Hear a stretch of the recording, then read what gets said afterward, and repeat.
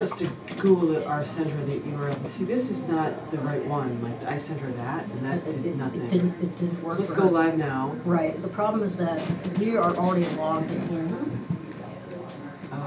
on this Google thing. Which one? This one? Yeah, and that's. You're new, all right? Oh, so maybe that's what she wants. Now it's broadcast. Right. Yeah, it is broadcasting. That's not the issue. We know it's broadcasting. The problem is people can't see it. People so we're trying to to go to the website, the state website, to go see it. We're just not sure which URL to send.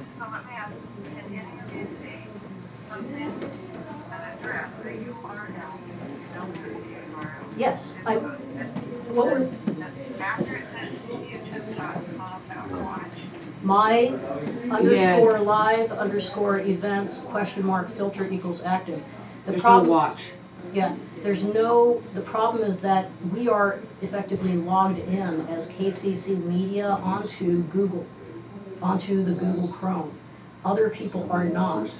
And so that's what. So she's trying to get this sent to people. She wants to get the URL to send it to everybody. Right. Okay. Okay. So how could I send that to you?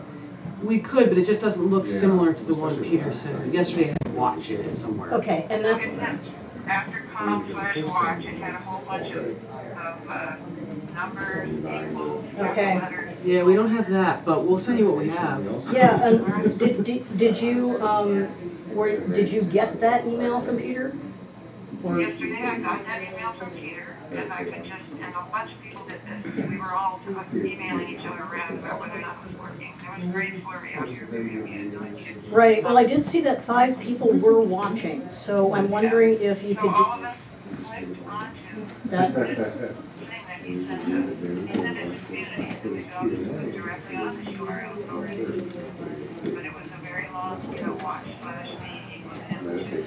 Yeah, we don't have a long one. What I can do is open up another tab and go on to community and see if I can find that. Does that make sense? To be able to copy that URL and send it to other people. I can send it to other people. You can send it to me. Find the URL. I'm all ready to send it to Cross Community if you can just find the URL. Okay, so in other words, he didn't send it to you. Well, he had another computer. Do you know who's teaching this now? I don't know how. Usually Bill. Okay. I'm ready to send it to everybody. You feel better now? I'm going to do my best to find it, but if he did not send it to community, I'm not sure how I would have gotten it. He only sent it to people who were registered, I believe.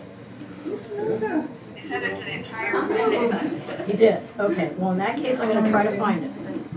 Very well. All right. So. You know, if you find it in the Stay community, home. we'll see what you can Yeah, he says Board meeting. After the organization was a board meeting today? This afternoon. Oh, so in other words, the URL won't work. right. We have them now. Day.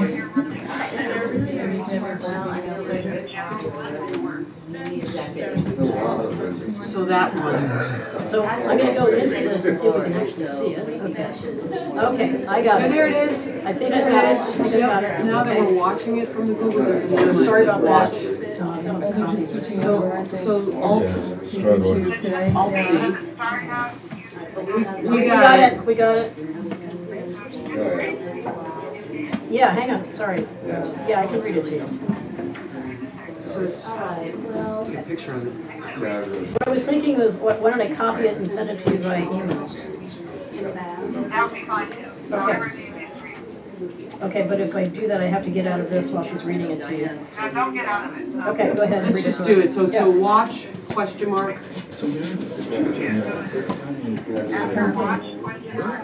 And there's a small v, Which is not working. equals sign, Yeah, thank you. large case N, S, N as in, say N as in A, Nancy. and Nancy, S is in Sam. Those are both large cases. There's small case B is in butter. Small case T is in Tom. large case F as in Fred, large case K as in kangaroo, large case V as in Victor, small case X as in xylophone,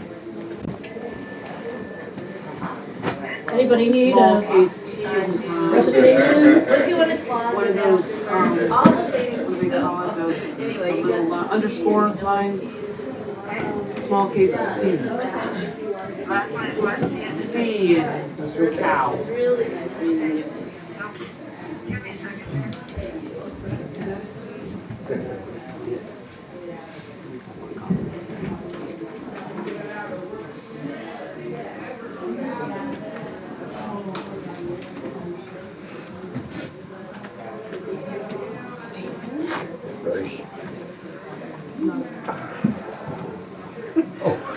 All you have to do is turn it off. Good morning. How are you? Good to see you. Good to see you.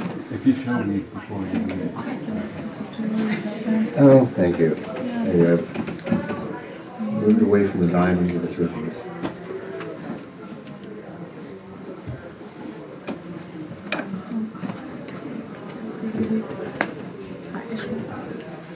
Today's good.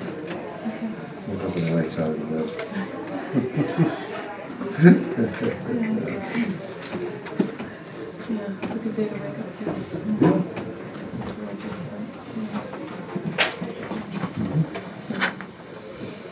Good morning, Jeff. Warmed up?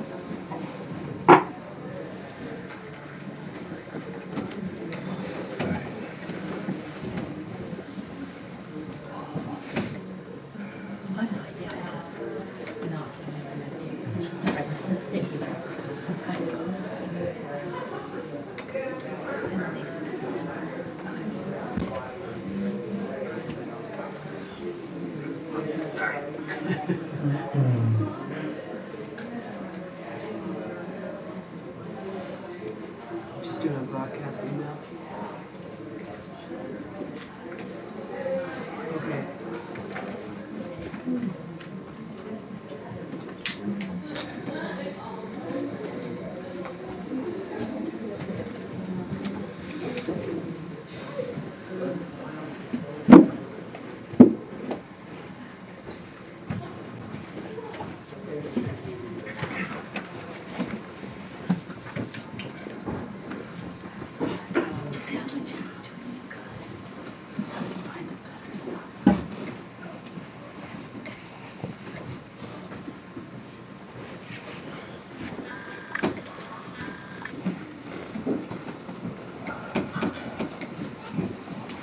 It says that KCC Media is,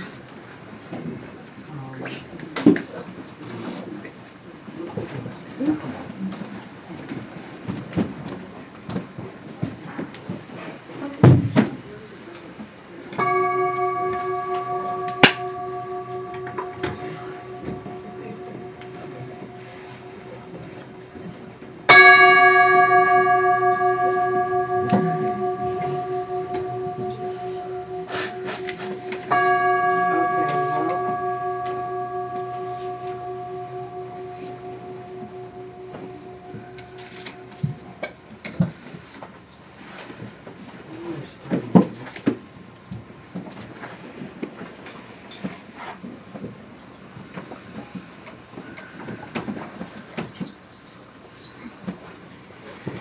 Okay, well. Okay. Okay. Thanks.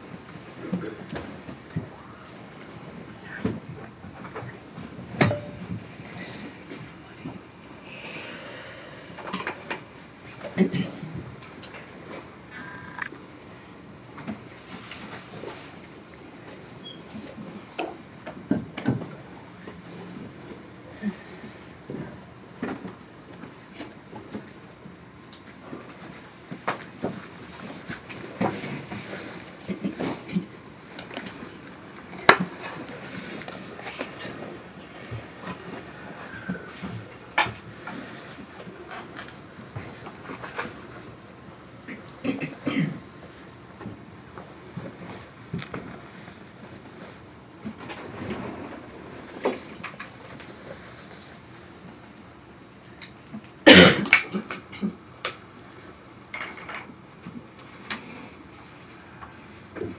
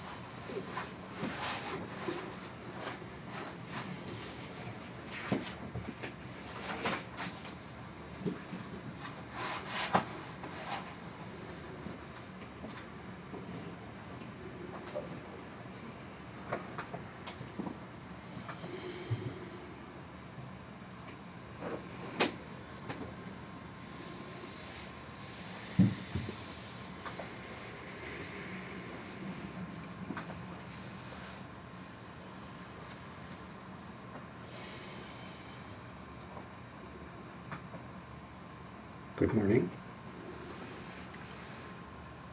Is the volume okay in the back? Yes. Thank you.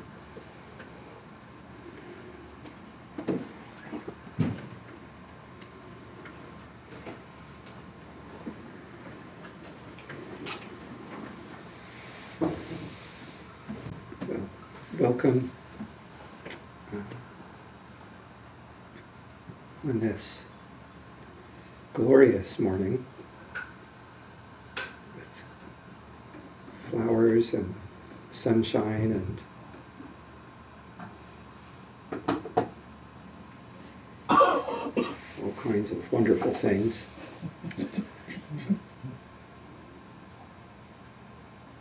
And a special welcome to those who are watching on the streaming.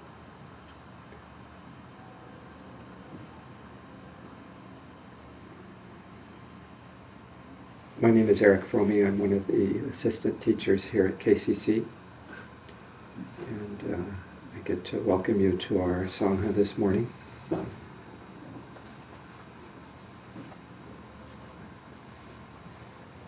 I hope that whether you are someone who's been coming for a long time or a short time, that you find here refuge. And perhaps see something that is familiar to you as if you're seeing it for the first time.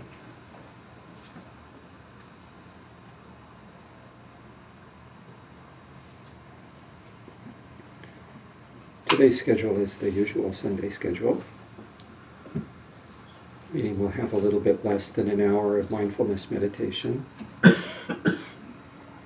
with about a 15-minute break followed by our usual question and answer and discussion that will take us right up to 11 o'clock.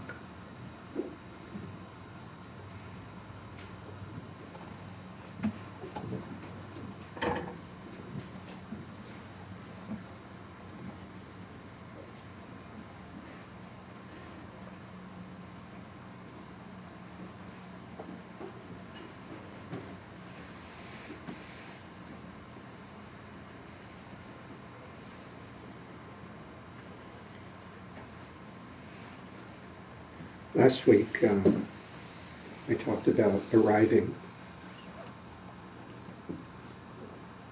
using a centering prayer from Thich Nhat Hanh, which is beautiful and simple.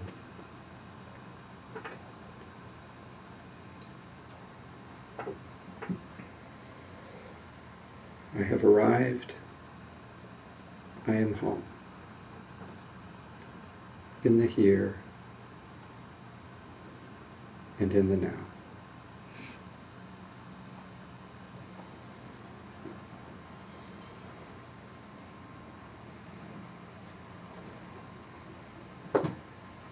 Since I discovered this prayer, I've been using it as a way to remind myself that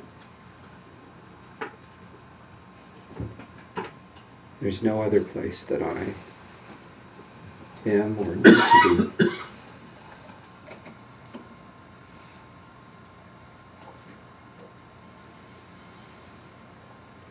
that actually the present moment is pretty swell.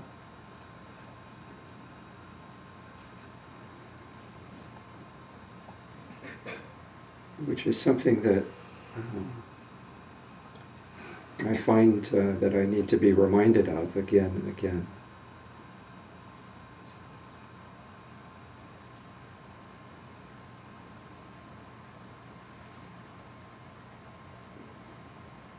I was thinking, why is that?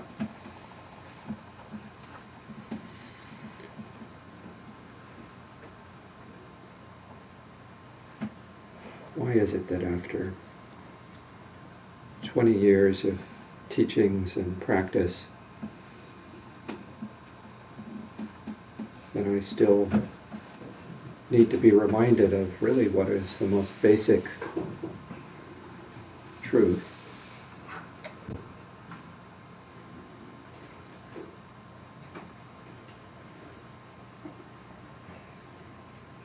Or put another way, why do I find myself still so resistant of the present moment?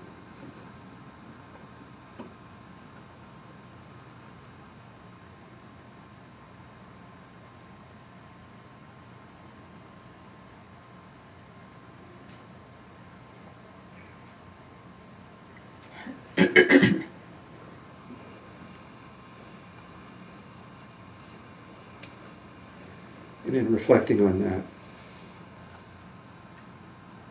experience,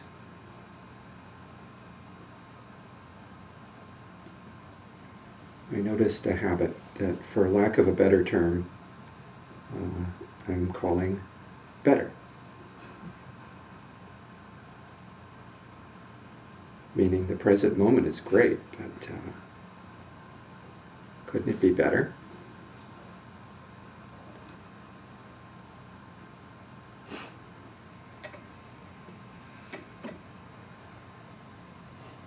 Or maybe my life should be better. Maybe I should be better.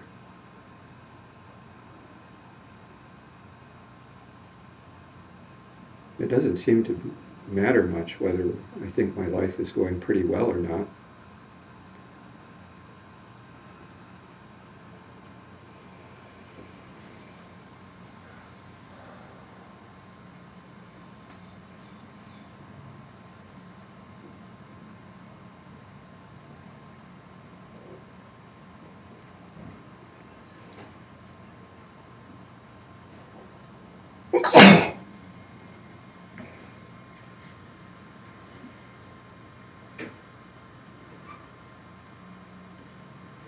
Even in meditation,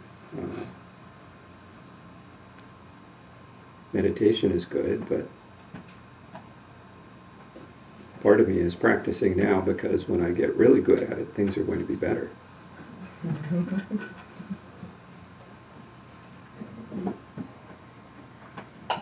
I will be better.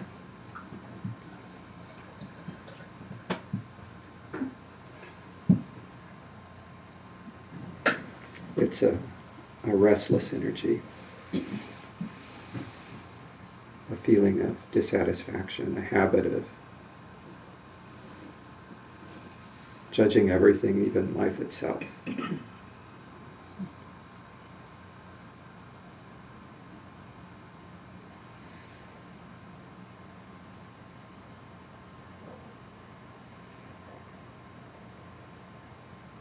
And then on the other hand, I have arrived.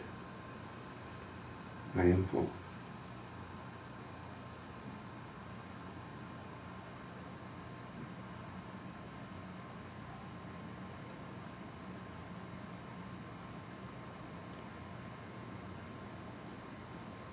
And that's the wonderful thing about the Dharma, is that no matter what conditions you find yourself in, they can be a good place to start where you are.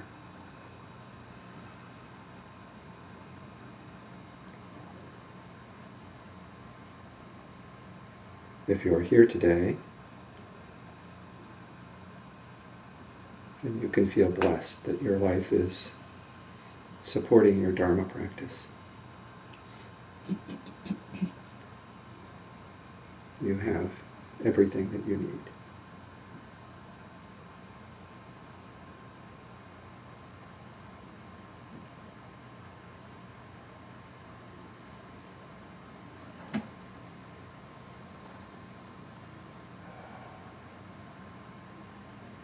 And my restless energy, my feeling of dissatisfaction, my habit of judging everything, of wanting everything to be better,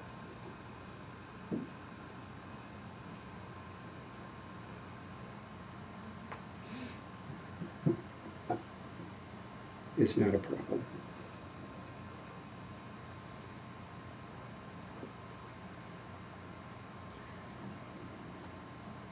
It's simply my life's energy and a habitual way I have of relating to it. I don't need to get rid of it. In fact, wouldn't know what to do with myself if I didn't have it.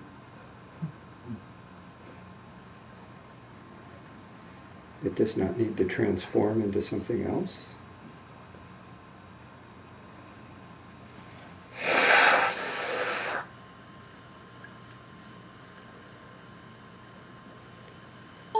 I have only to make friends with it, because there are a lot of good things that come out of this energy.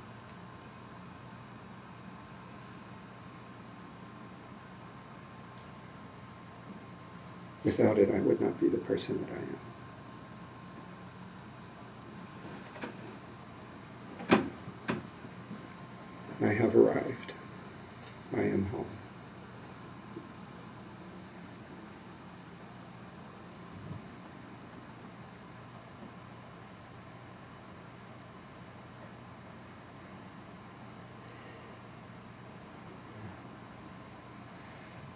And that's why I'm grateful to be here with you,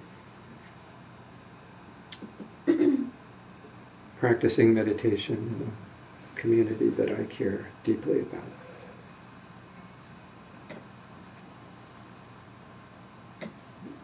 Thank you all for being here.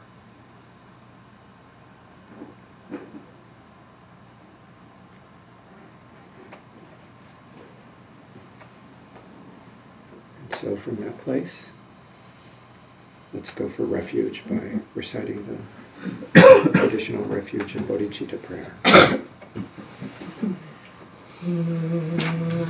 Till the summit of enlightenment is reached, I and all beings go for refuge to the sources of true refuge. I will now practice the absorption of calm abiding in order to release all beings from their particular suffering and establish them in lasting peace and happiness.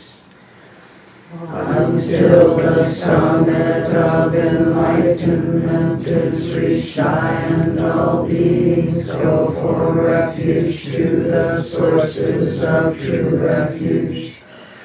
I will now practice the absorption of calm abiding in order to release all beings from their particular suffering and establish them in lasting peace and happiness. Until the summit of enlightenment is reached, I and all beings go for refuge to the sources of true refuge.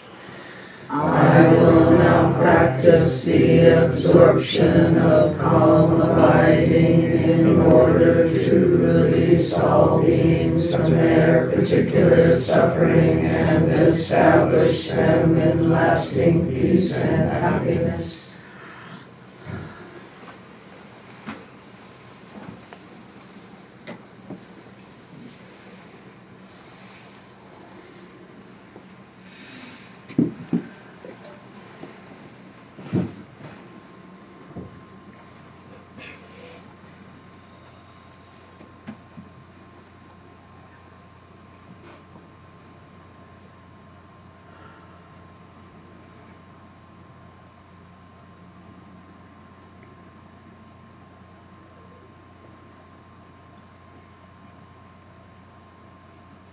So as we begin this period of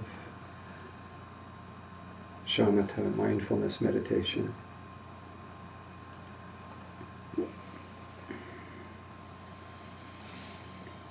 take a moment to feel yourself in your body, to feel yourself in contact with the floor or your chair or your cushion.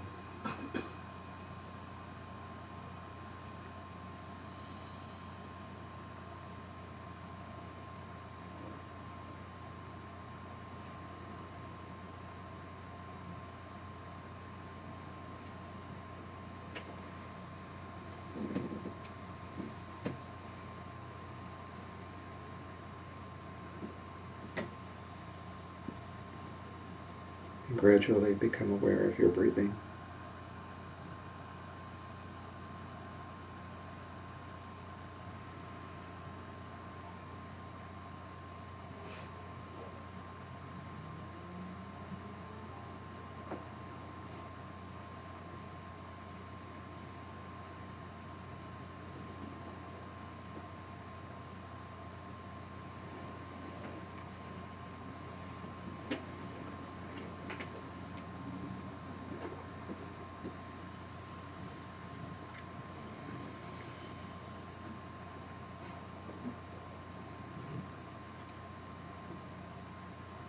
And as you're aware of your breathing,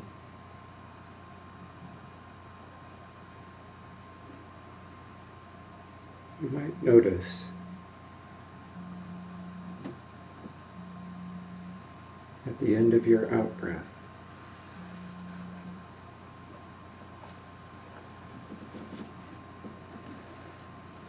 a little space there.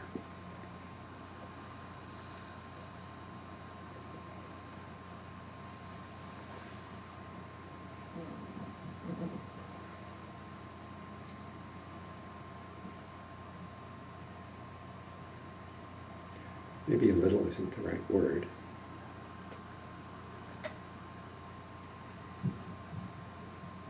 Because although it's narrow, it is also quite deep.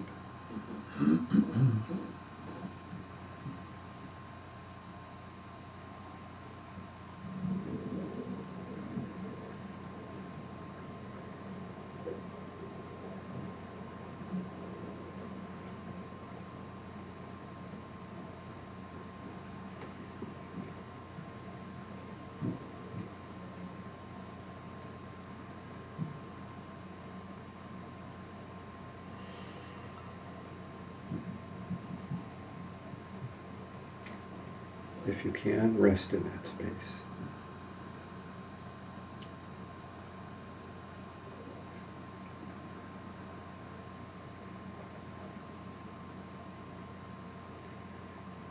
And when you notice yourself distracted,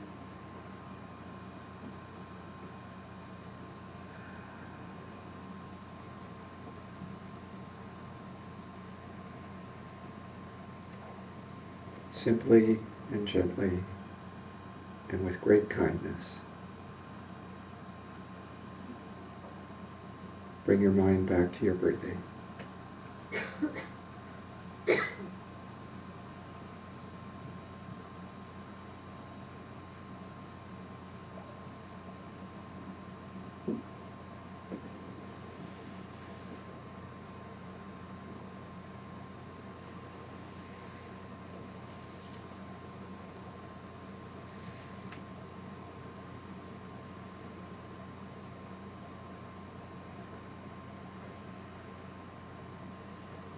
If you find your mind very active or distracted or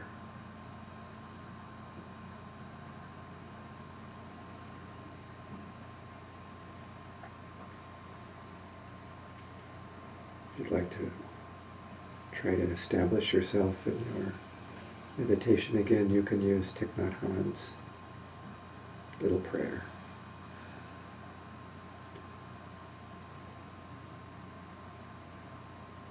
I've arrived.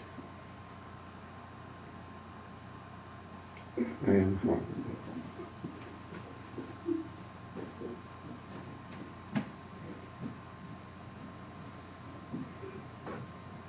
In the here and in the now.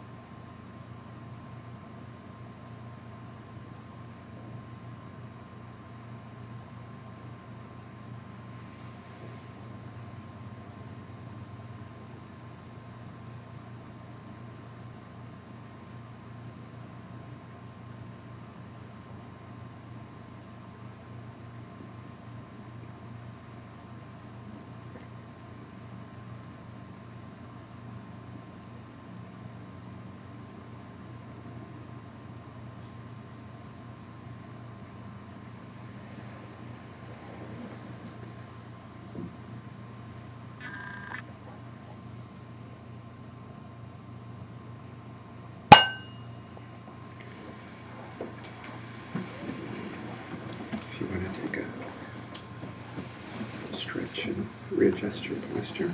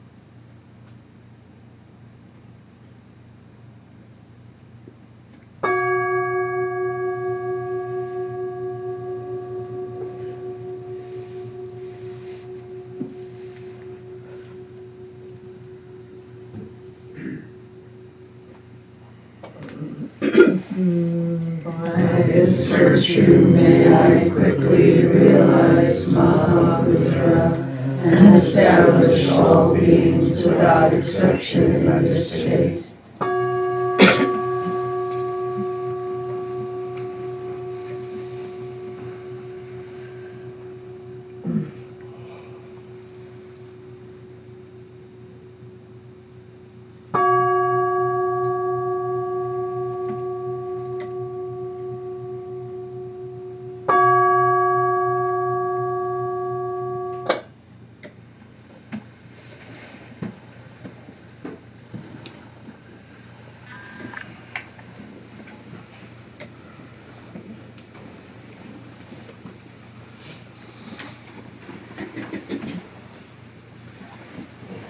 So now we have our break for about 15 minutes, and Miriam will start to ring the bell when it's time to come back. And we have tea in the kitchen. Please help yourself to a cup of tea. And 3 bathrooms in the house. Straight back on this floor in the bathroom. If you go up the stairs, you'll find one on the right. And then if you go down the stairs into the basement, you'll also find a bathroom on the right. And let's see, are there announcements that anyone would like to make today? There's a couple practice announcements coming up for, let's see, you're having class on this next Saturday? This next Saturday we have support for people who are engaged in the Nundro or the Mahamudra program. And that'll be with also with Bill Spangle. And it'll be 9 to 12 here at KCC on Saturday. And we are addressing refuge and prostrations.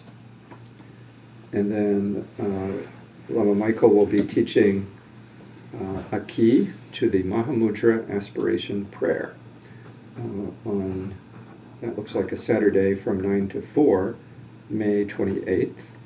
And you can register for all of these events on the website. There is, let's see, a Chinrezi retreat that Bill is offering from June 18th through the 25th.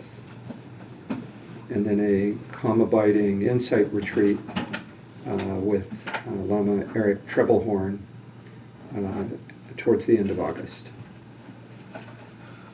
And one other in April, on the last Saturday, April 30th, we'll have the third and last session of the 6 Paramitas here from 9 to 12, and you're totally welcome whether you came to the first ones or not. So please join if you can.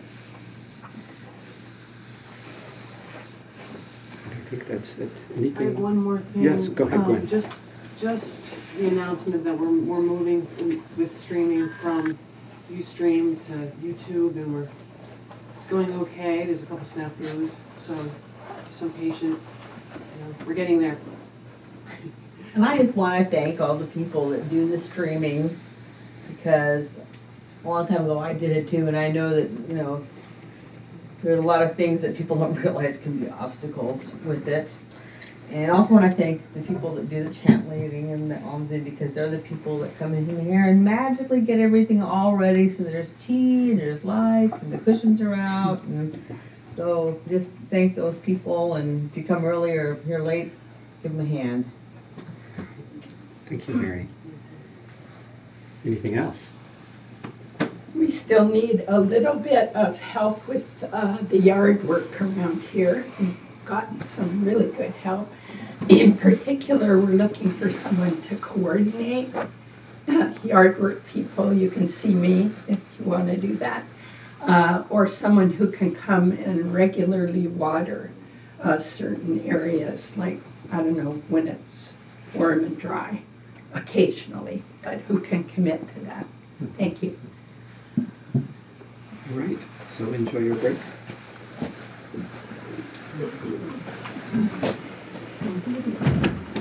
Yeah.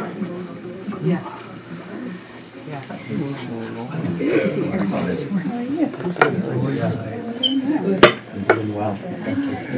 This is such a peaceful meditation. Thank you. That's so bad. Yeah.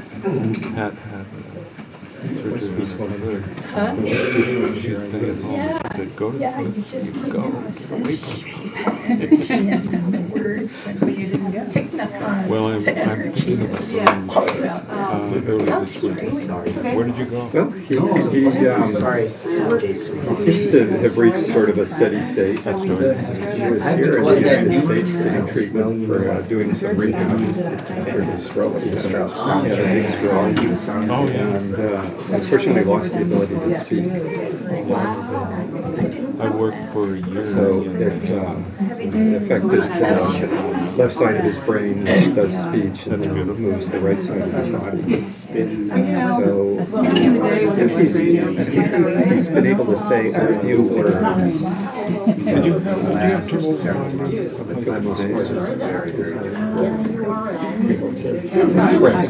Yeah, but he can walk around. The mind is still there. Can he Well, move that's his what I body? would do. Well, the left side, the right side Trying to do something online or just going down. Well, it's so interesting because Ricochet also had stroke. Oh, really? Almost the same year.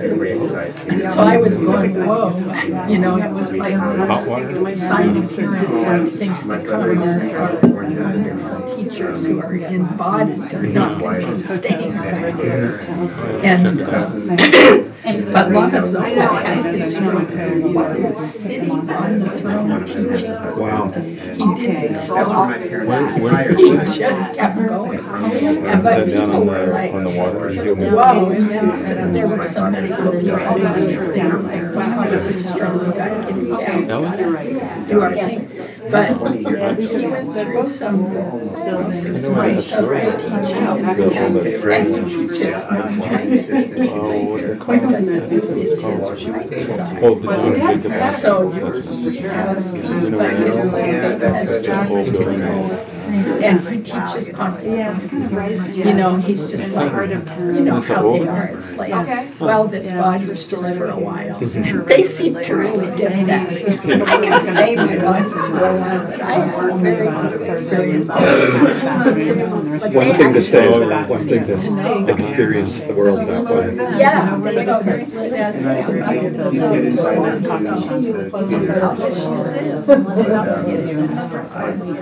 Had a conversation Then did with you drive down to the a coast? 47-year-old woman Wednesday, and she was literally laughing about the fact that her body was falling. This was one of your driving back. Yeah, Oh my God. yeah, I saw her.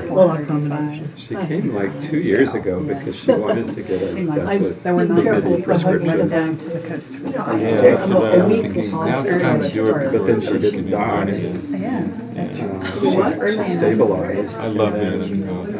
But now she's starting to die again. Yeah, Oh, she's really worked on extraordinary. it She for a has long time. metastatic breast cancer. Years ago. But she also had another cancer when she was 20. Ended up So with it's kind of her her second toe. third go around. And she had work done on that.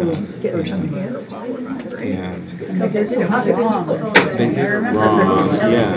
And it created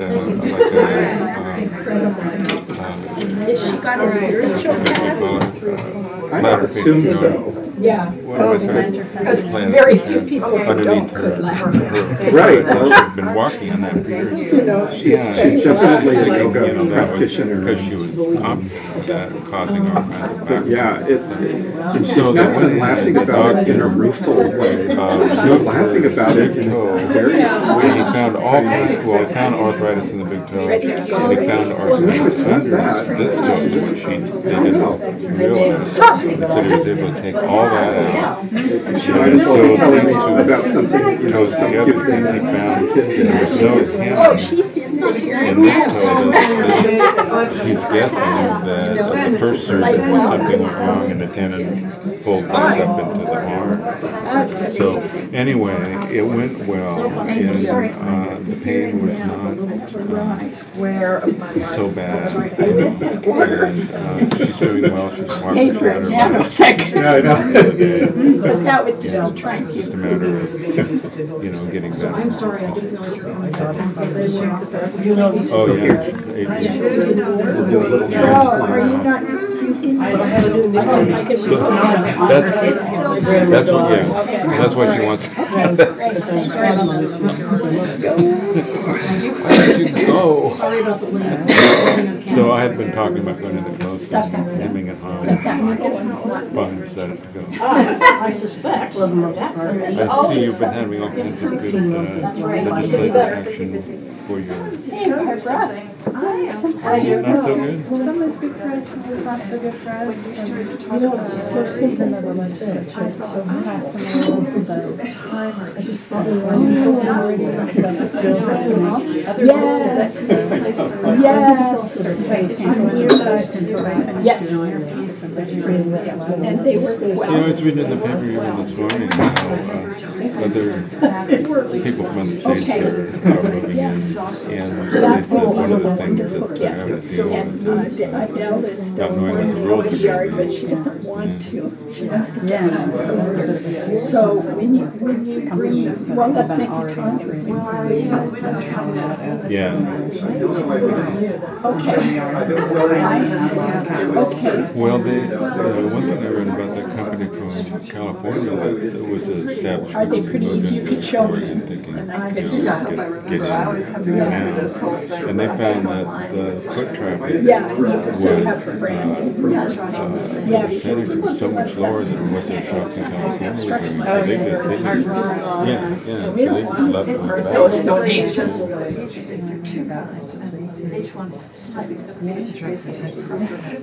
you mind just streaming today? Yeah, like on for here to here. There's no picture. It's the Yeah, same we're just thing. back to streaming. Well, if you. So what's going Yeah. on? It's that no one can see it. Or that when we go to when it starts to stream, no one actually can go to YouTube and see it. So we'd have to actually send a specific URL out to the community. Because each time it comes up on YouTube, it's a brand new Well, URL. I'd brand like to new be URL. here. So- All that has to be broadcast to the community because we can't quite get it.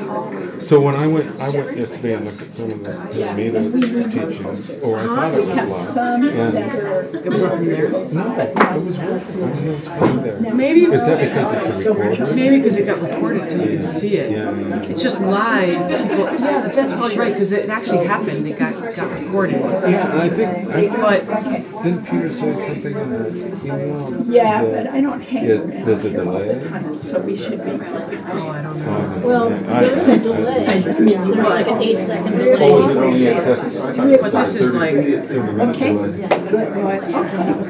And you had mentioned wanting to read it. So YouTube. It's just YouTube, so it's just all ready to be. But you could drop the. Same old thing. Yeah. It's on right now, all I have to do is turn it on. Start do that. broadcast. Start. Yeah, usually. 3 o'clock. And I understand we don't do one song back. Right, we don't. People said not to. Yeah. So what do? You keep it on webcam or? You just don't, Do yeah, anything? yeah. Just leave it yeah. on the microphone. Yeah, Maybe that's why we. Maybe that's why I can't see anything. no, that's sound. So Peter, she said it worked. She said there was auditory, Oh, right? okay. And I did do lines this time. I don't even know what I did. Yeah, it's probably not important.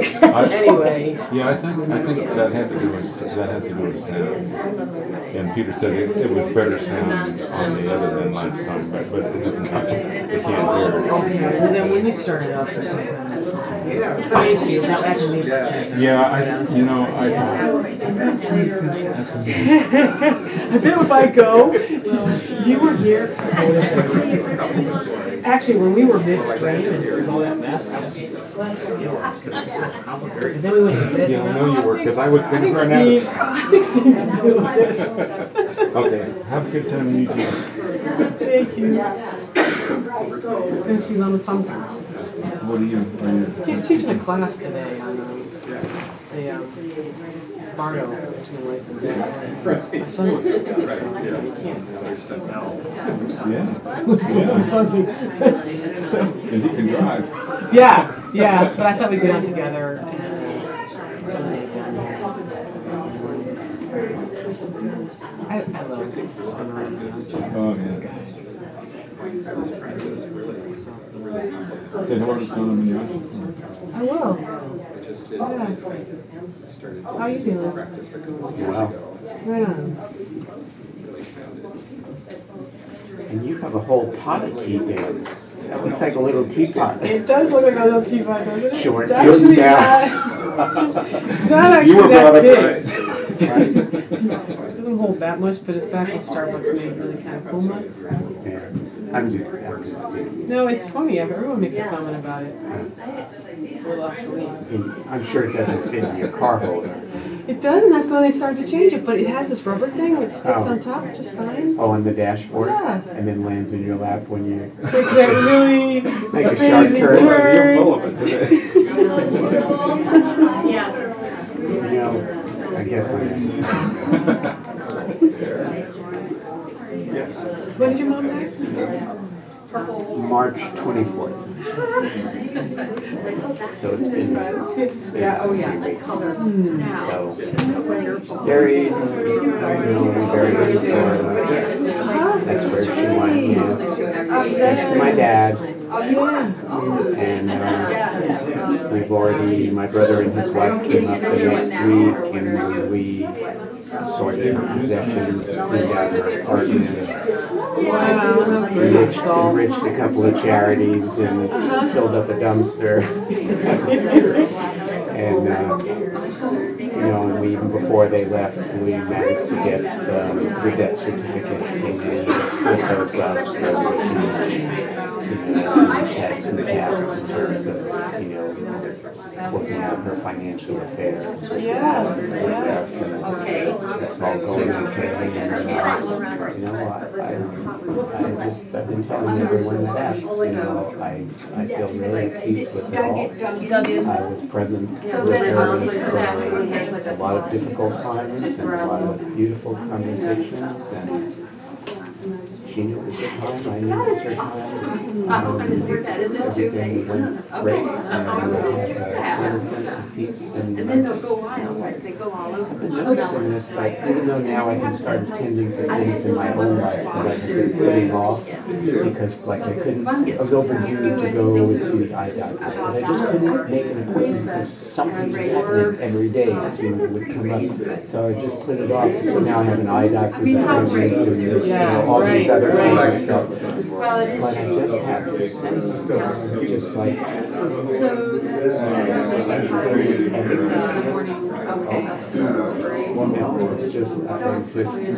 it's just like a subtle feeling, and it's there's a lot of stuff that if you think about it, gee, like what Erik was saying, it could be better, but it is what it is. There's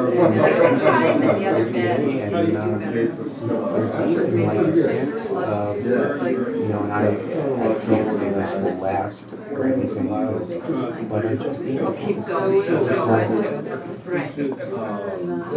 less frightened.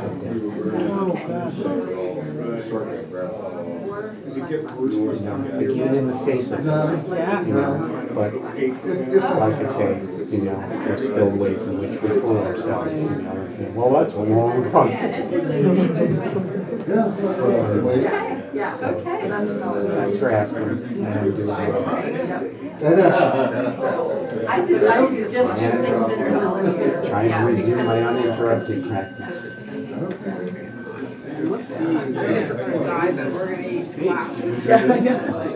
I still find like 6:30 was the time, if I didn't see my mother that day, I was like, just like, oh, I better call. No, you don't have to call Mom. Well, maybe I'll just do generation for her. Instead of calling her.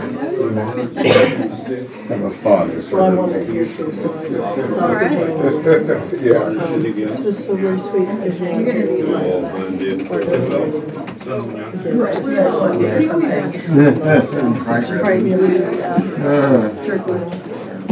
very touching. Wow.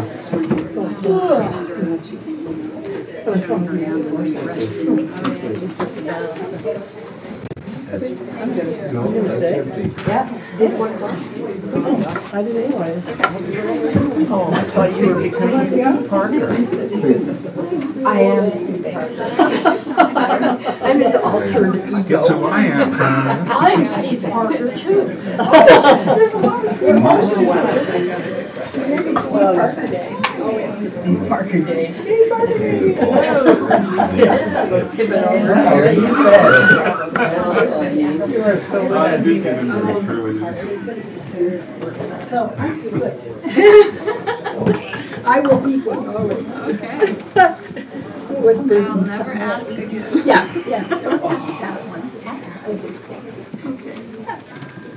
Yeah, I meant emotionally so bad. I know, of course. Yesterday. Oh. I'm actually 35 miles to the moving tires. So that's what's on that issue. Yeah.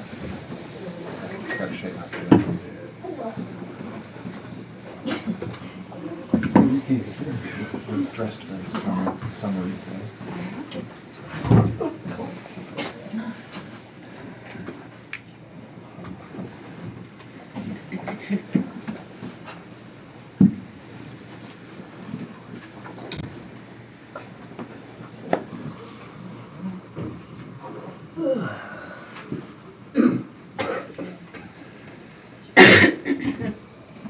Is the young lady family or friend?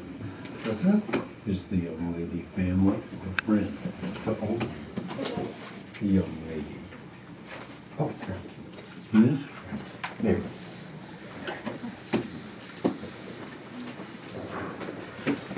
All right. Welcome back. And so now we have our question and answer period, and in particular like to encourage people to ask questions that they think, oh no, I won't ask that, or that's too obvious. Particularly if you're new or identify as new. Invite your questions because, well, as I alluded to in my introductory comments, there are elements here which, no matter how long you practice, it seems helpful to be reminded of. John. Erik. There's since I've been coming here for about 2.5 years now, I'm really finding a deep psychological component to this practice. Yeah. Especially doing the mind training. Very brings up a lot, and deep psychological component. And you made a comment in your opening comment about how you're discontent and how it's become just a part of you that you just say, okay, that's somebody else at my table, And I struggle a lot with my discontent. Sometimes it turns into depression and self-loathing and a lot of things. And I've been learning a lot from reading from here, that it's just a component of me. It's not me, it's just it's just like sitting over there on that table. But so I struggle a lot with that discontent, and sometimes I make it who I am, and just struggle a lot with it. So I just like if you just say more about that.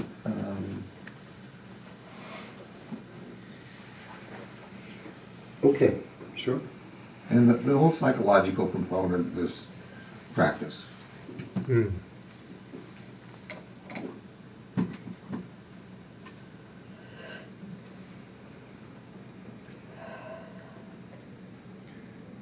Well, I think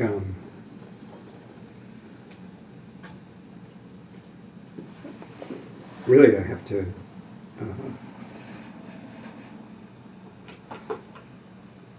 commend you, John. It took me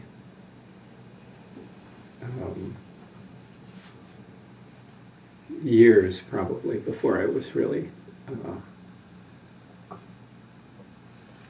open to or interested in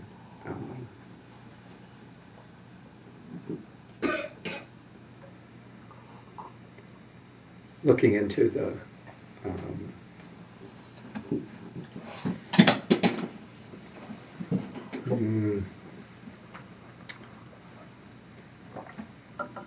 difficult psychological things that I found in my just if you do a mindfulness practice, then you get introduced to them in a different way from how you usually get introduced to them. Usually the introduction is, well, it just seems like that's the way it is. I'm angry because this person is a jerk and they wronged me and I must get revenge.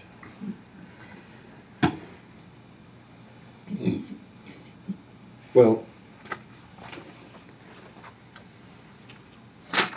funny, I was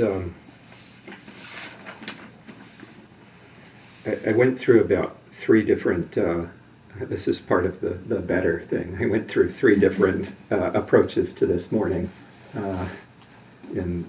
before I kind of settled on what I settled on. And the second theme was something called spiritual bypassing, which is what you're not doing. Spiritual bypassing is, this comes from a psychologist named John Wellwood, and he's called it the tendency to use spiritual ideas and practices to sidestep or avoid facing unresolved emotional issues, psychological wounds, and unfinished developmental tasks. So when you say the psychological aspects of practice, I thought that sums it up pretty nicely. Emotional issues, psychological wounds, and unfinished developmental tasks.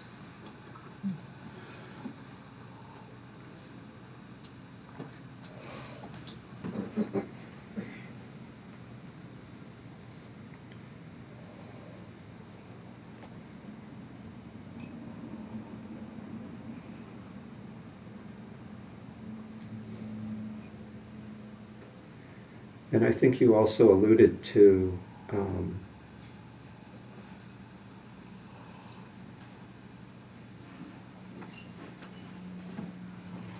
really the ultimate truth, which is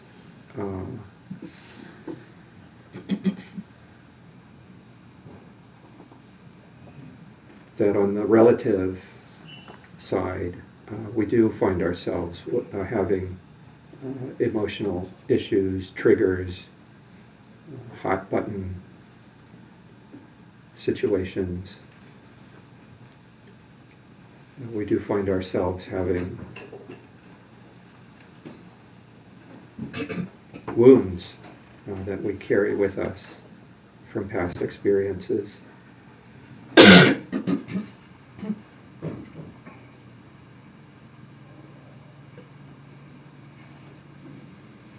And part of the, well, if you work with them and are successful and don't try to bypass them, the experience changes in that you recognize that you have these things, but they are not actually you. That takes some time, though, and it's not something that it seems to be the fruit of practice.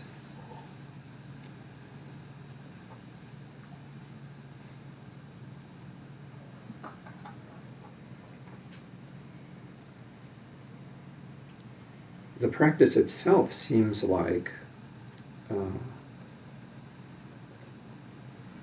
a practice of noticing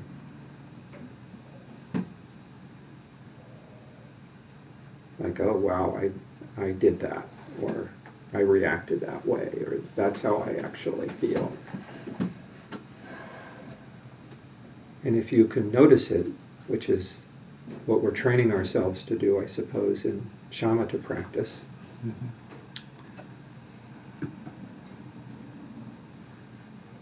then the interesting question is, well, then what?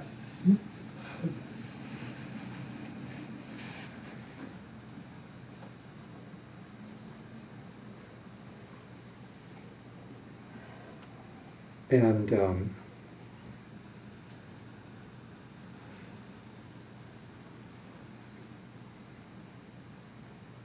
it's a big challenge in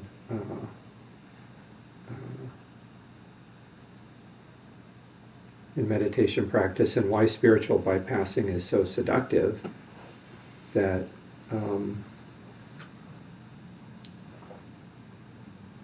the first thing as a beginner that you really encounter is you get to see yourself doing all of these things, or you see all of these things that you maybe don't approve of, or are embarrassed about, or that maybe previously you thought were other people. It was the world, or it's other people, but then you just sit here and it's a beautiful day and you find, hey, they're right here with me anyway. And it's harder to blame that on somebody else.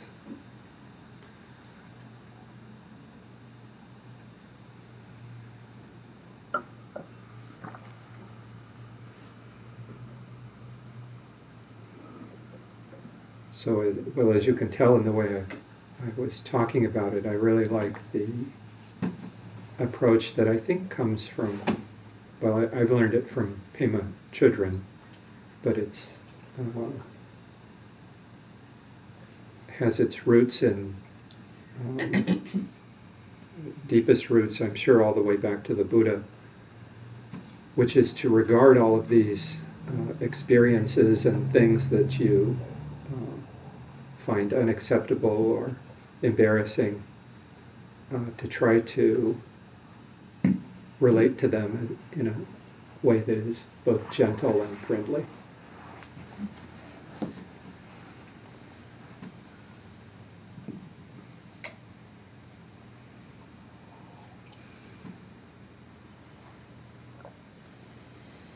Because pushing them away doesn't seem to be effective. Trying to say, well, I'm just not going to do that anymore, is wrong, and therefore I will not do it anymore. Doesn't seem to last. No.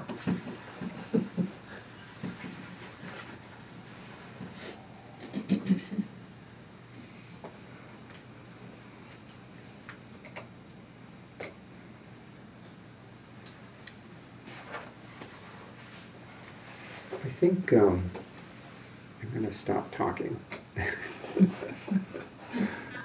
Both because I'm curious what Zopa and others have to say about the subject, which really seems like a core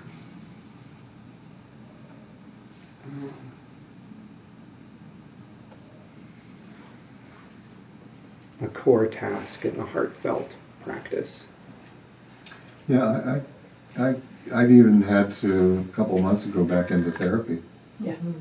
You know, because this is so much of it. If I can't go out with it, if I can't blame somebody else or find something else to lay it on and keep having to turn it, look at myself, it was just getting really hard. And so I've really been getting some good help in just separating out those things.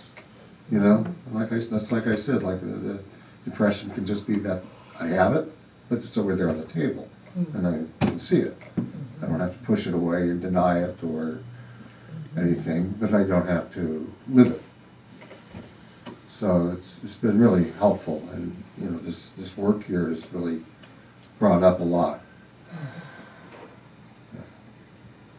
And when I was at Naropa, I was very interested in the Buddhist psychology program, and didn't go very far with it. But if I'd have stayed in Colorado, I probably would have.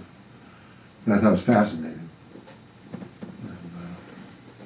Yeah, I'm so glad you brought this up and in the way that you're doing.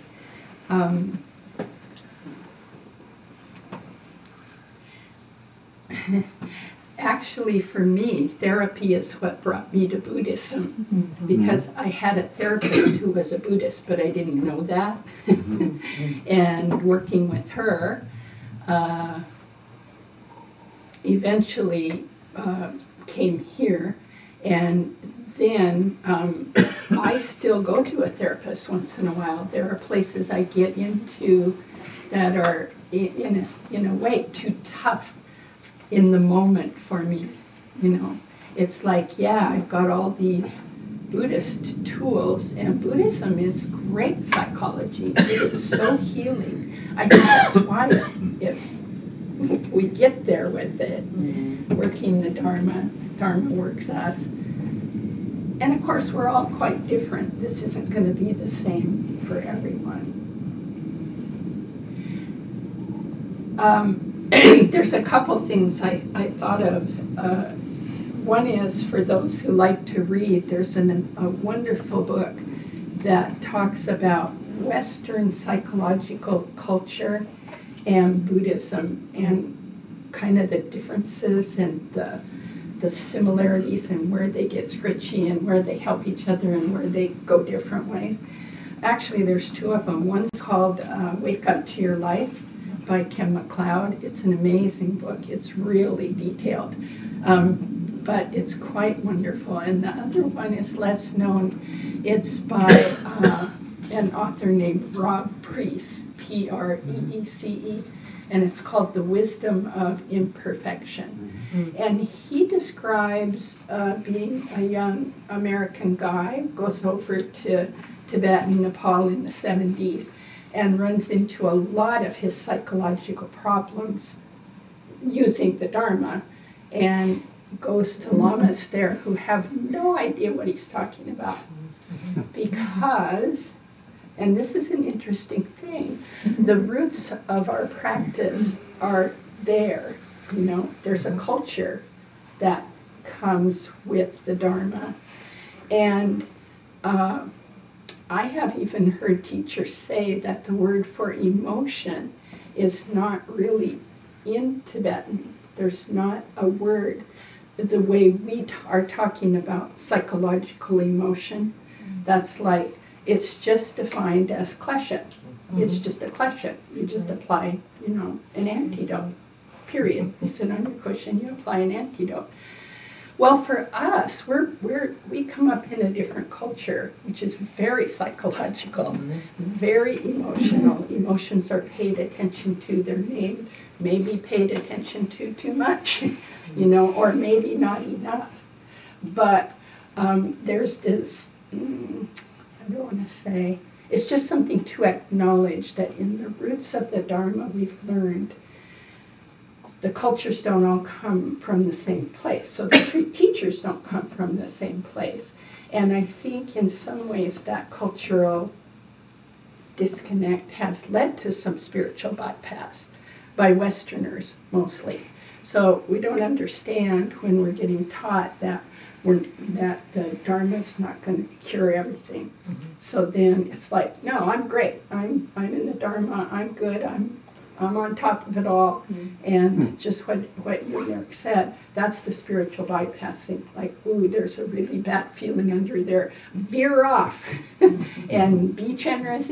Or, veer off and, just say, it's all gone, it's empty. We really have to watch for this, and it sounds like you are. So then, what to do when it comes? I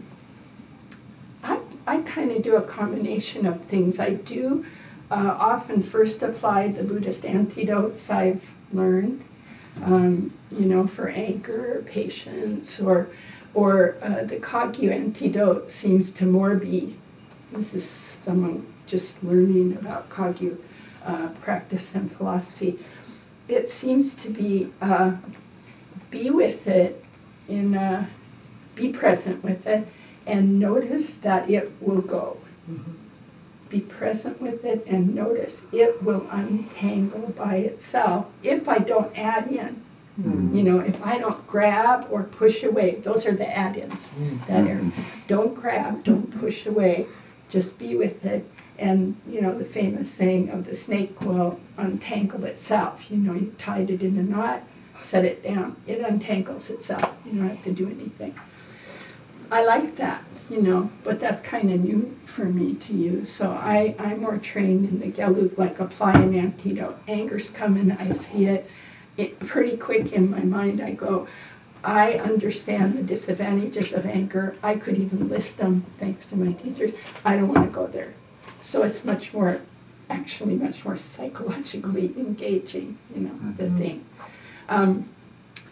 So that's one part. And there's just one other thing I want to say, and like Erik, I want to hear, because I think there's lots of wisdom in the room about this. I just ran into one that I'm using from a Kagyu teacher. I think it's out of Ken McLeod's new book. Sometimes I read so much that I don't remember, but his new book is called The Trackless Path. And I think it came out of there, and he said, sit and you have something come up, or even you're not on your cushion. You say, a little bit like yours, putting it over there. I like that a lot. Like, oh, there's the anger over there. I'm not that angry. So it's like, get a space. But he said, ask yourself, is my awareness depressed? That does the same thing. Is my awareness angry? And not saying, is it anger? But is it depressed? Is it angry? Is it craving? And it's really, that has done something to be able to use that sentence. Is my awareness depressed? Is my awareness discouraged? I don't even know how to answer it, but it throws you into a space, which I think is the purpose. Yeah. I was just going to ask you, exactly what does that mean? I have no idea. What it means is experience it. The meaning is in the experience. I don't think we should try to nail that down. It would ruin it. Just use it and see what it means. It creates an image in my mind as you say that. When you say, is my awareness angry? It's like I see like a big blank piece of paper, and then I stuck something on it. Like the anger or whatever. It's like that paper was in a blank piece of paper a second ago. Yeah, it didn't ruin the whole paper. Yeah. Anyway, I find that helpful right now. Maybe it kind of combines both. I don't know. Great question. It's volumes could be written, I'm sure, but the experience is the important part. Yeah.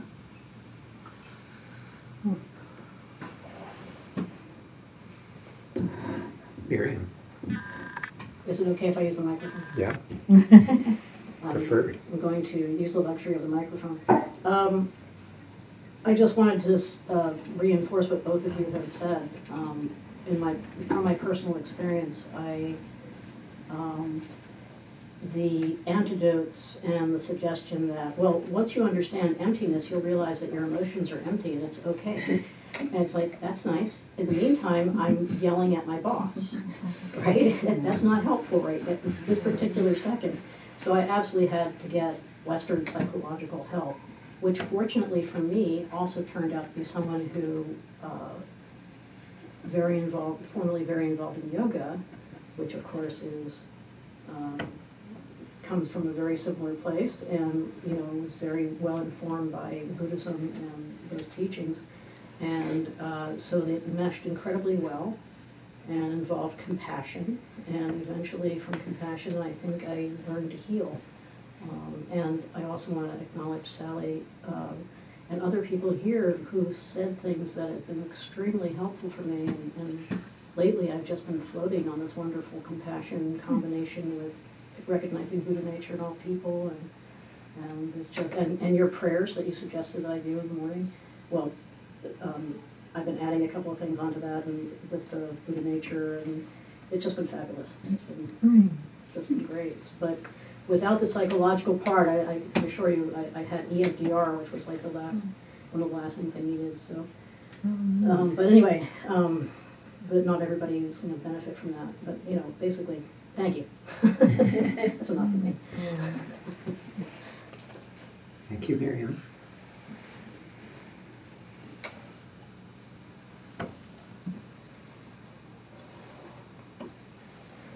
Well, this is more, I guess, a comment to add to this discussion. I do think there's this really interesting tension between the idea of samsaric discontent, like this discontent that it just is, right? And then this sort of Western, well, it's not, I mean, you can even find in Buddhism, like you said, like, well, if I meditate, maybe I'll be a better person then. There is this antidote thing that becomes, in my Western mind, it can become this form of Western problem solving. So I have found that lately, whenever I think about making a change to make things better, I often think of, and I don't know if Lama Michael actually said this, I don't like to paraphrase him, but let's just pretend he said it. I just sort of thought I recall him saying something like, this is as good as it gets. And I think about that in that way. I apply that. That's my little antidote in a way. Like, I think this is as good as it gets. Like, not meaning in a resignated way, like a resignation, but in the sense that, yes, I can make this change and this thing will be different over here. I might feel different on this day. But it's not going to fix the thing itself, right? And that there's actually there's so many things that are perfect at the same time. It's just, I don't know, it just it shifts everything for me. And maybe it's that question of like what you just said about the awareness. Like there's certain things that just help to get out of that sense that I constantly need to do something to change, fix that discontent, I don't know. That was really helpful. Yeah. Yesterday I was talking about, during the 6 paramitas, the Department of Constant Improvement. I made that up when I was living in the monastery, and you get, one of the beautiful things about being in such a setting is things get quiet enough day after day. You start seeing certain things because you're not being constantly distracted. And at one point the abbess, our teacher, was really fierce about it. She said, "Stop trying to make things perfect." And I was like, what's she talking about? Like, I don't try to make things perfect. And then I could see my mind, that could be a little better. This is back to Erik's first comment. But I could just tweak that, and that, and ooh. And so then I started naming this factor in my mind, the Department of Constant Improvement. So I like to shut down the department. Then Lama Tara, I put it together with Lama Tara's, one of the first directions she gave us when we went into one-year retreat is content and at ease. Content and at ease. She said this is what you'll have to work on all year. content and at ease with what is. So it goes right with that. This is as good as it gets. I like that. It seems it brings us right to the here and now. And all the Department of Constant Improvement is in, well, it's judging the past and jumping in the future. All in service to the self-grasping mind. I mean, the only reason I want it improved is because I'm I, and I don't like how it is. And I also think I can control it, which is the funniest part. I mean, that's just hilarious. I think it's very good for us to laugh at how much we think we are controlling things. Everything's so uncertain. I don't have control over the next nanosecond. And I certainly don't have control over any of you. I don't even have control over my own thoughts. So I just think it's very funny. The Department of Constant Improvement thinks it's controlling everything, but it's controlling nothing. Does that kind of melt in? Yeah. Yeah.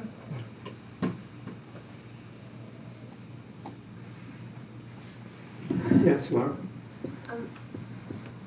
Can you talk about how my sitting practice alleviates the suffering, the particular suffering of all beings? Like, I see the part where if I'm more at peace, I interact with people more peace, in a more, whatever, genuine, peaceful way.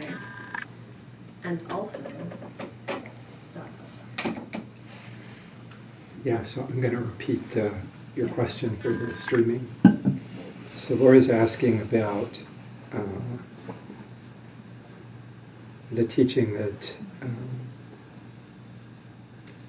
and I'm paraphrasing here, but that how your own practice alleviates the suffering of all beings. And she said, well, I can see how if I practice, then I interact differently with the beings that I interact with, and that can be beneficial. But she's asking about the more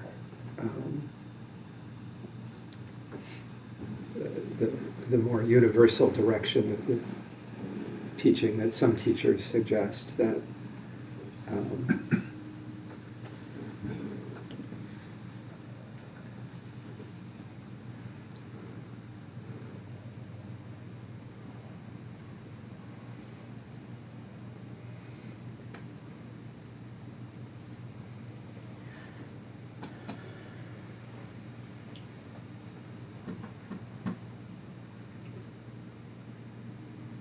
that would be an extraordinary thing to actually experience, like to experience your own practice as something that genuinely benefits all beings everywhere.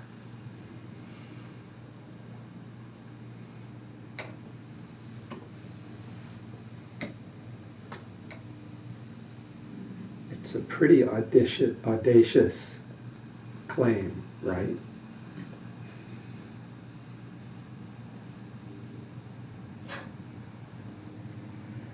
And I think that, one could talk about interconnectedness, dependent arising, and tendril. And one could concoct a explanation for how it is so.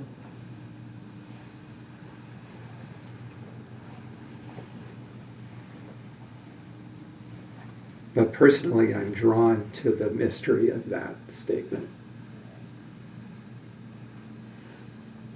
Like, is that true?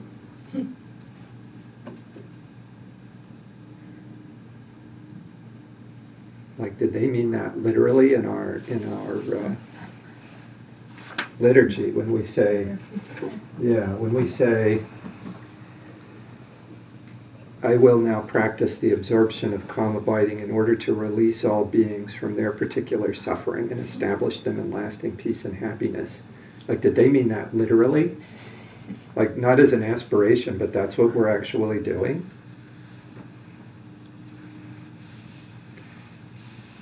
Some of the Tibetan teachers, you can tell that's what they think. Maybe that's how they even experience it.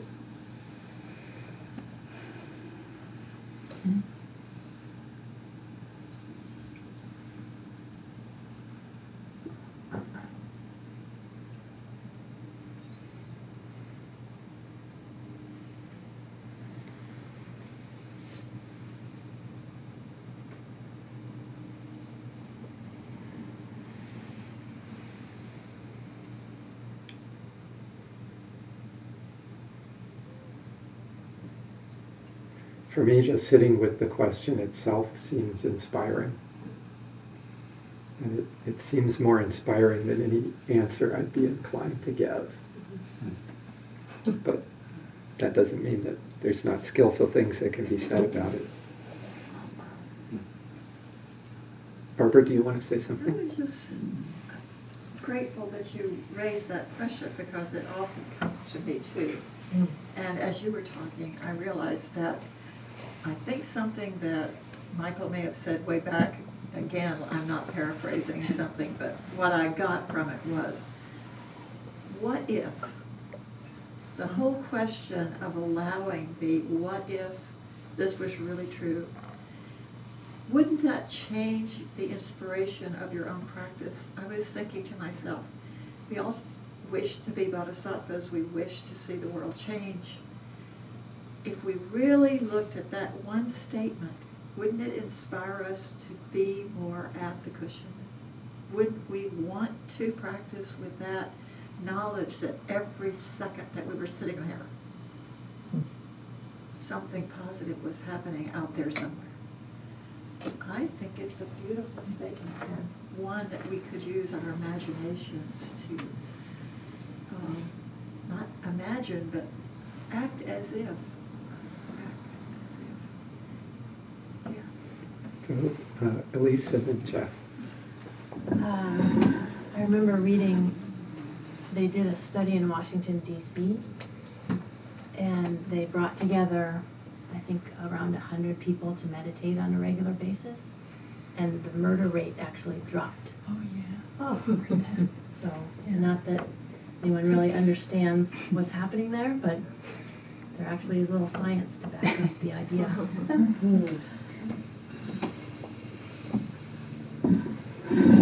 Jeff, and then Peter has something. This reminds me of something that Kate brought up last week, and she said, "Why is my meditation more stable?" I may mistake this what you said, but this is I remember it too. So I will say what I heard, not what you said. How does that sound? Why is my practice more stable when I'm with the group, which is something that I experienced the first day I came here, and I've experienced it every day since, with some allowances for really bad meditation along the way.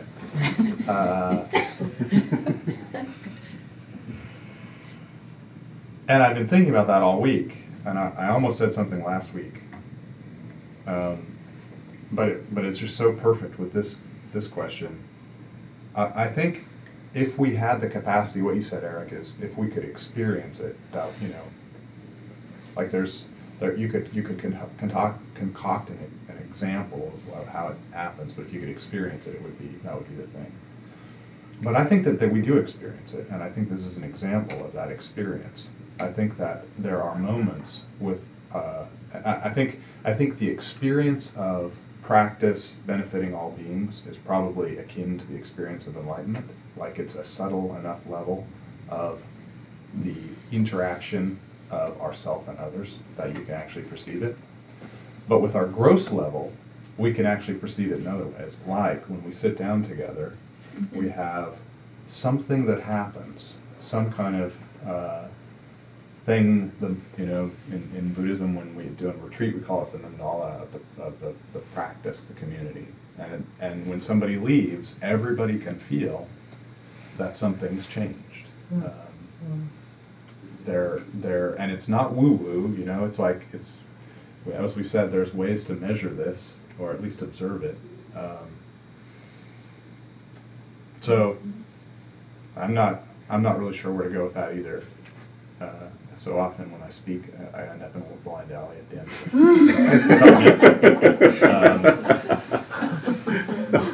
But I do think actually you can feel a piece of that truth when you practice, and you're practicing with other people. You can kind of feel how the practice benefits you and how they benefit your own practice. Yeah, some of us are feeling that right now. Yeah. Peter, did you want to say The way something? I relate to it, and it's been implicit in what other people have said is that I think I'm aware that some of the most meaningful ways that I am in the world is with energy, and when I'm practicing, the energy that I'm putting out, even though it's just a little teeny bit, is a benefit to the rest of the universe. And I would have a choice of going around angry all the time, and that energy, I think, also would have some impact on the universe. And so that's how I relate to it. That the practice that I do raises, in a good way, the energy that's out there in the world, even though it's just a minuscule amount. Thank you. Miriam? I'm double dipping. Okay. So I was thinking that this is another example, I think, of the difference in cultures, possibly. In the West, we want hard facts. We want data, right? We want to see that what we're doing right now is having an impact right now. And with all due respect to that study in Washington, D.C., that's very interesting, but as a former scientist kind of person, I look at that and I say, how many other variables were not accounted for and could have had a huge impact? So I'm very skeptical of that on two levels. One is because it's a very Western way of looking at things, and two, because I don't know if I can trust that study. I wanted to make sure that I'm not going to tell the story accurately, I'm pretty sure, because I'm going to be trying to quote Bill, who's quoting the Chenrezig story. But I wanted to point out that wonderful story that he tells very often about Chenrezig and how he got to be Thousand Armed Chenrezig. And to kind of remind me and others that even Chenrezig, who's like the almost perfectly Buddha, he's not quite Buddha, he's a bodhisattva of compassion, even he peaked and wanted to see the effect of his efforts on other human beings, that he had actually reduced suffering. And yet, when he peaked, he realized he wasn't anywhere near as improved as he had thought, pretty much the same as it was before he started for eons of trying to decrease suffering. And he exploded himself basically into 1,000 pieces. And Amitabha kind of, as Bill puts it, kind of patted him on the shoulder and put him back together and said, there, here, now you have 1,000 arms. Anyway, that's all I want to say. Thank you. Please clarify my story. Kate, did you want to say something? I did. A few weeks ago when we did the Chenrezig practice with Lama Michael, we were talking about the lotus crown, and he mentioned the idea of seeing the lotus crown on all beings as like a dust storm of beings, and I found that pretty helpful with that sentence, particularly using that imagery. Yes. I'm struggling to reconcile the two things we're talking about today. The first one is like putting on vacation the Department of Constant Improvement, not, just being okay with what is and then aspiring in this beautiful way, but I don't know how to reconcile. I don't know how to do both. Well, where it looks like there's a gap there, and I've experienced it a lot, and what fills the gap for me is practice.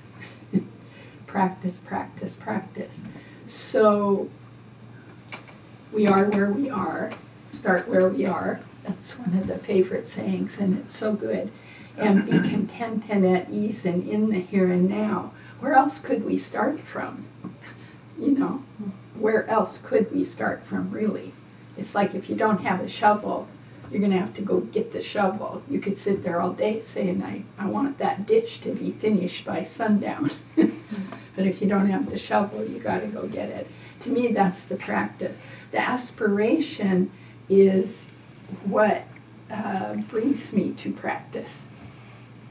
The idea that, well, it's not even an idea, the truth that within me I have Buddha nature within every single being in this room.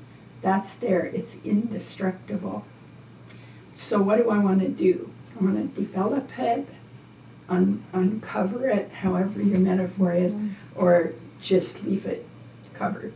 That's the aspiration, is that I have that. Is that helping?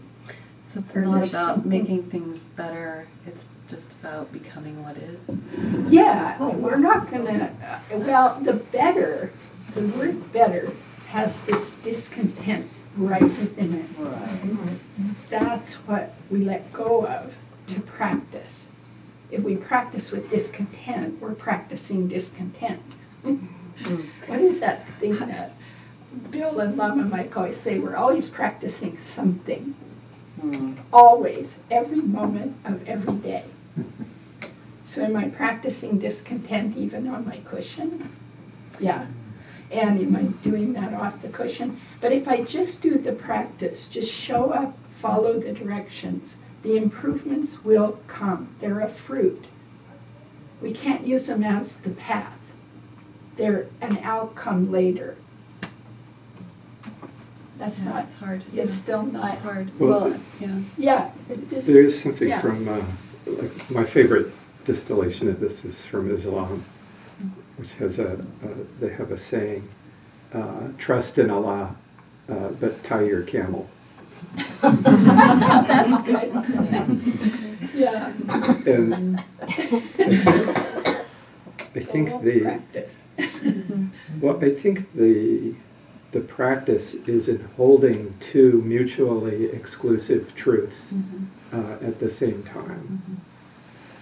Because if you go either way, then you're sort of, those are the what's it in the prayer, the extremes of eternalism and nihilism. So if everything is perfect just the way it is, then nothing to do. But if you literally took that attitude in every setting of your life, you'd be no good to anybody, least of all yourself. So I think the truths don't need to be, you don't have to solve it. The grace is in being able to hold both truths equally at the same time.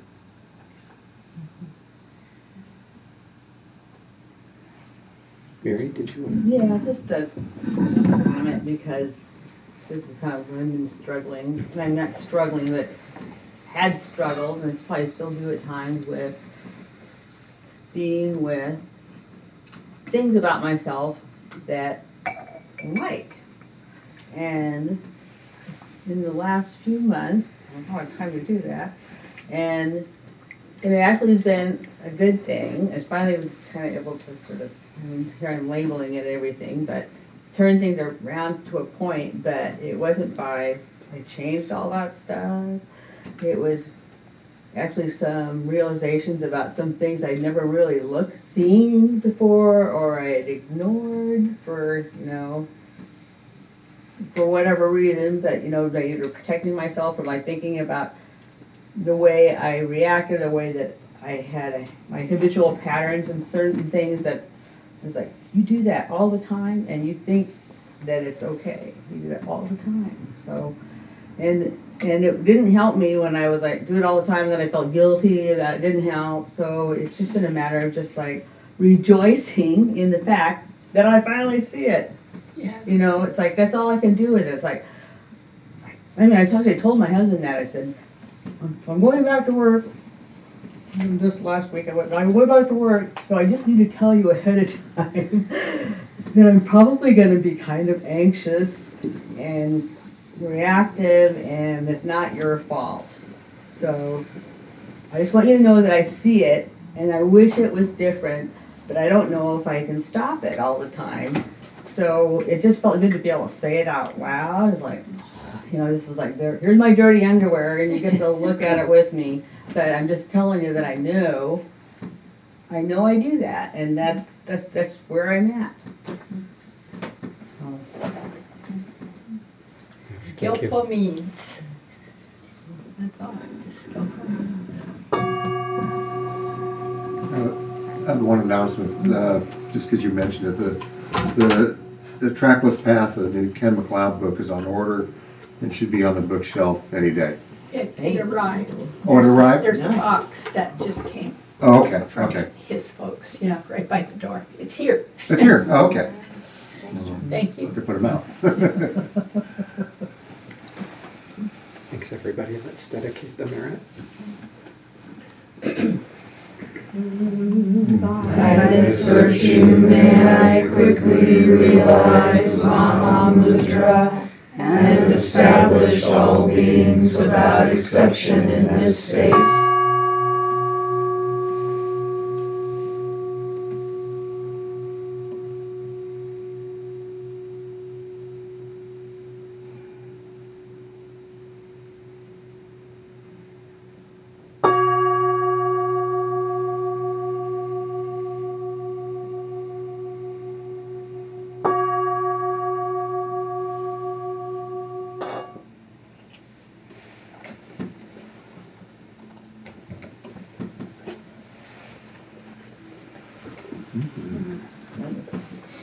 Thanks, everybody.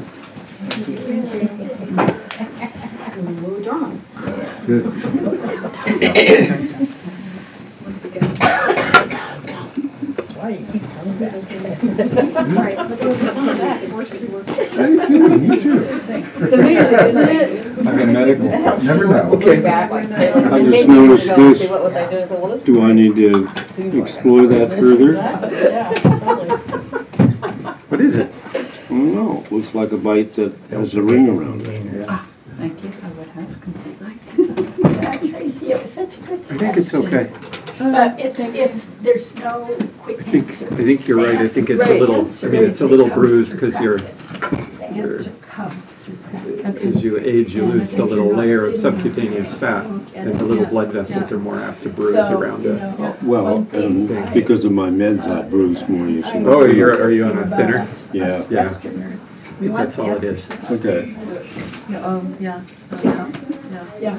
And we Thank had you someone for would your just give them to us, presence like and we got them in college. sharings. Stuff, and it's not that. Thank you. I mean, Conky is always saying experience, experience, experience, which means practice. Yeah, what a great question. And we all, there's no end to that question. I think until we're fully able to have that question. Okay. Holding the two truths, And the apparent contradiction, which they say ultimately is, yeah, but that's not how it experience. Thank you for your answer. Yeah. My mother used to say, Oh, yeah. Right. Yeah. Can't look at her. Tracy, nice to meet You've you. got, what's your name? Miriam, yes. And thank you It's so much. such a great book. It's hard. I recommend it. It's just hard. This is the first time. It's also funny. It's got. Wow, very frustrating. Oh, yeah. Yeah, it's Yeah, with so these two, yeah, things. Oh, yeah. Yeah. We'll figure that out. And pork and bacon. Or Wyatt came to my mind was It's nice to agree, yeah. Thank you. So proud of him. And then he says that, he said, I don't go to the institute, no one goes to the institute. It's like, okay, I think he was some sort of like, yeah, he was, what do they call it, crazy wisdom. Crazy wisdom, yeah. So the second one is Rob Reese, P-R-E-C-E. And it is called The Wisdom of Imperfection. Yeah. Yeah, The Wisdom of Imperfection. I love that book. He puts his whole personal journey about, yeah, he was up in the mountains, he was trained to be a yogi, he was, young. and My all the beautiful things that brother. happened, and then he came back and he had kind of a breakdown. Never read one of He the became a books. psychologist, so, and then he came back to Buddhism and put it all together. I'm still very grateful to you for all the help you gave me to pick it up. Yeah, I was wondering, do you ever meet with people? Yes. I would love to meet with Unbelievable how at peace I All am. you need to do is, there's a brochure over there called Picture Views, and my email is on that. Just email me, I'd love to meet with you too. So, yeah, just email me and we'll set something up. And I feel that Great. my mom is Shelf at there peace. with all the little brochures, just says interview. Thanks for asking. Good. It's due for a change from that book. Really. And it's funny how after we went through, my brother came up here afterwards with his wife, and we went through her apartment, and it's all emptied out. And, the only things we really kept was, photographs and her, quote, good jewelry, which I sent back to California to see if either of his daughters would like any of it, and then just sell the rest. And, anyway,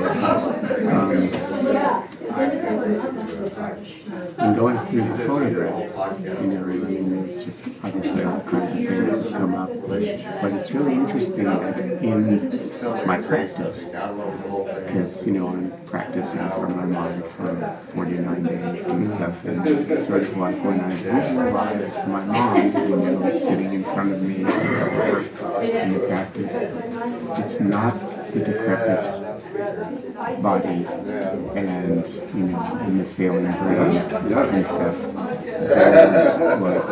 There was like a couple of pictures that characterize some point in her life where she's smiling and she's, and it's kind of she's back,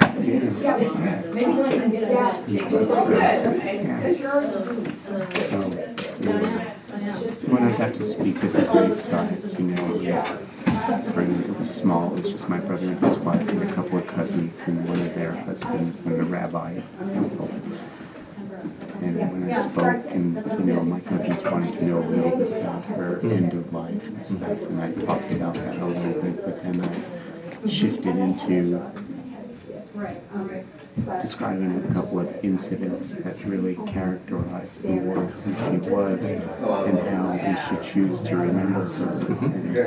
And, the rabbi was just, that's really amazing. I feel as though I'm celebrating her life as well as burying her and stuff.